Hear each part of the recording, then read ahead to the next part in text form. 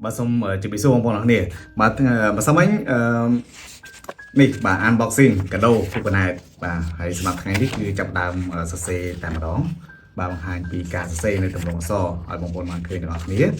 bà ở sắp hơi chỉ tu tư đại trong sơ xe trong tay đại chào một tầm po vì tầm po rồi có cho các bay tầm po bà cái sảiคือสำหรับนั้นยืนสเซไทโรบาไทโรตาสนุกสเปอร์มากับมานั่งยืนสเซปีไอยังนะบาดีจีหลอกแอดมินบาจังตกมาสลักปีสลักเตอร์เดี๋ยวก็ใบสลักก็จงกาบาจงกายืนจองฉลาดฉลาดวิคอไปเตอร์ยังไงให้เจ้าบานอย่างนั้นนะบาไอ้นี่บอดจำเรียงบาสเซสไปนี่คือยมสำหรับสเซแต่บอดจำเรียงแต่มาร้องนำไว้กำซาหน้าร้องไปตัวนี้บามือสเปอร์chùm riêng chân tứ bà hai hạt xe so và đài chân từ chẳng đấy bà hai bật chùm riêng đập bốn kia đặt trong xe ní cứ bà ở đòn phèn gì tại mà đó bà sẽ lành bọt nắng bà để xài cái đồ ní cứ cái đồ sập phơi đã từ đồ bán pi ở đòn phèn gì là ngày bà anh chân tứ xe bọt nắng môn kia tại mà đó này hay aspect ខាងក្រោមនេះតាមពិតខ្ញុំនឹងបន្ថែមនៅ chord បទចម្រៀងសម្រាប់អ្នកដែលចូលចិត្តលេងហ្គីតាអីចឹងណាបាទ chord ហ្គីតានៅខាងក្រោមនេះបាទអញ្ចឹងលេងបទចម្រៀងហ្នឹងគឺអាចលេងហ្គីតាបានជាមួយនឹង chord ដែលខ្ញុំដាក់នៅខាងក្រោមហ្នឹងតែឥឡូវអត់តសរសេរអូខេតឥឡូវតាមដានទស្សនាពីរបៀបនៃការទាញរបៀបនៃការសរសេរបាទការបង្ហាញនៅការសរសេរនៅទម្រង់អក្សរបែបអញ្ចឹងណាបាទដូចដែលបានឃើញហ្នឹងតោះឥឡូវហាត់សរសេរអក្សរជាមួយនឹងស្លាបពកាទាំងអស់គ្នាបាទបាទបងប្អូនអរគ្នា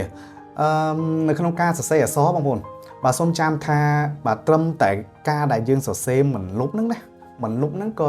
យើងរាប់ទុកថាជាទម្រង់បែបស្អាតមួយហើយបាទយើងហៅថាស្អាតមួយហើយជាចំណុចមួយបាទដែលបង្ហាញថាយើងមានរបៀបហើយចឹងណាបាទយើងសរសេរអត់លុបហើយផ្ទុយទៅវិញបើសិនជាអក្សរយើងស្អាតប៉ុណ្ណាក៏ដោយប្រសិនបើមានស្នាមលុបកខ្វក់ច្រើនបាទគូសវាឬក៏ស្នាមទឹកលុបឬអីផ្សេងក៏មើលទៅវាបាត់សភ័ណ្ឌដែរបាទអាហ្នឹងអញ្ចឹងណាបាទអញ្ចឹងលក្ខណៈសម្បត្តិនៃអក្សរស្អាតខ្ញុំក៏ធ្លាប់បានជម្រាបជូនម្ដងរួចមកហើយដែរបាទបើថាយើងស្របបើន័យថាយើងត្រេតទៅស្ដាំឲ្យស្របគ្នាទាំងអស់ទៅបាទត្រេតទៅឆ្វេងទាំងអស់អញ្ចឹងទៅបាទហើយសំខាន់មួយទៀតគឺយើងរក្សាទំហំអក្សរហើយនឹងកម្ពស់អក្សរបាទនេះអាទំហំហ្នឹងគឺចង់និយាយថាទំហំតូចធំយ៉ាងណាបាទកម្ពស់មានន័យថាដូចមនុស្សយើងអញ្ចឹងវាខ្ពស់ឬក៏ទាបបាទអក្សរយើងត្រូវរក្សាទម្រង់វាឲ្យសមបាទមានរាងរៅរបស់វាណាបាទណាអក្សរខ្មែរយើងมันមាន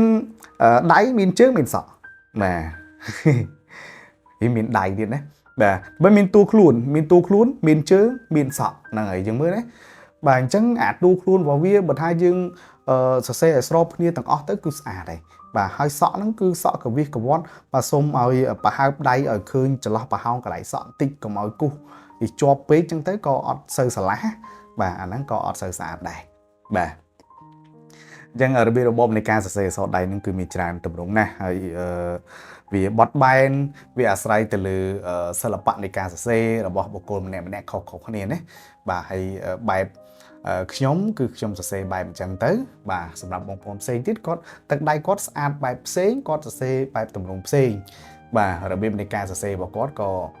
បាទទៅផ្សេងអញ្ចឹងទៅបាទពីព្រោះការកវិសកវ័តជើងដៃនេះគឺទៅតាមដូចខ្ញុំនិយាយអញ្ចឹងគឺសិល្បៈនៃការទាញអក្សរណាបាទទៅតាមបុគ្គលម្នាក់រៀងខ្លួនបាទជាពិសេសដូចជើងរដូចស្រៈអ៊ីអីនេះអាហ្នឹងគឺតាមពិតកលឹះអក្សរស្អាតនៅអាចំណុចបន្តិចហ្នឹងបងប្អូនបាទខ្ញុំនឹងបង្ហាញជូនពីកលឹះដែលធ្វើឲ្យអក្សរយើងប្លែកបាទគ្រាន់តែកែតិចទេបាទចង់ដឹងតែកែអីបាទចាំវីដេអូក្រោយខ្ញុំបាននឹងជម្រាបជូនណាបាទតិចទេបងប្អូនដូចខ្ញុំជម្រាបជូនជារឿយចឹងជួនកាលខុសតែជើងរតិចទេតែជើងរបាទយើងទាញឲ្យដូចគ្នាមកតម្រង់អញ្ចឹងទៅបាទ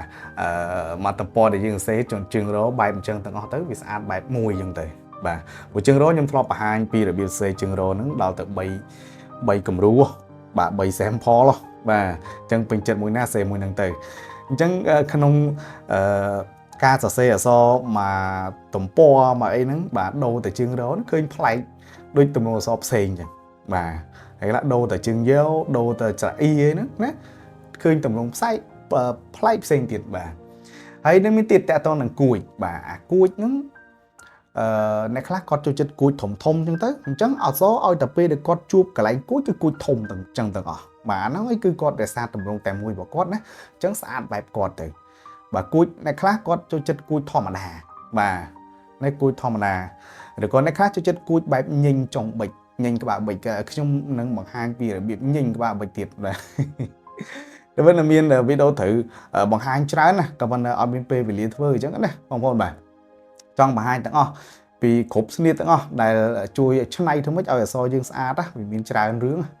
បាទច្រើនវិធីច្រើនរបៀបណាបាទបង្ហាញក្នុងមួយវីដេអូហ្នឹងអត់អស់ទេបាទសំខាន់រកពេលថតហ្នឹងវាអត់មានបាទអញ្ចឹងការសរសេរអក្សរនៅលើกระดาษសភៅបែបនេះជាលើកទី1របស់ខ្ញុំបាទបងប្អូនធ្លាប់ឃើញហើយខ្ញុំសរសេរជាទូទៅនៅលើសៀវភៅដូចសៀវភៅយើងរៀនធម្មតាបាទសៀវភៅកូនសិស្សរៀនធម្មតាណាបាទគឺកាឡាការ៉ូឬមួយក៏នេះកាឡាមានបន្ទាត់អីដូចគ្នាដែរប៉ុន្តែមានបន្ទាត់ឈរដែរបាទឡាញខ្មៅឈរដែរណាដូចសៀវភៅយើងសរសេរនៅថ្នាក់រៀនហ្នឹងបាទប៉ុន្តែដែលឡែកអានេះអត់មានកាឡាប្រឈរទេបាទដូចបងប្អូនឃើញណាបាទឃើញនៅកាឡាត្រេតចឹងទាំងអស់បាទអរគុណបាទអញ្ចឹងសង្ឃឹមថានឹងរីករាយនៅក្នុងការហាត់សរសេរអក្សរដៃជាមួយនឹងស្លាបពកាទាំងអស់គ្នាណាបាទជួបគ្នានៅคลิปវីដេអូក្រោយ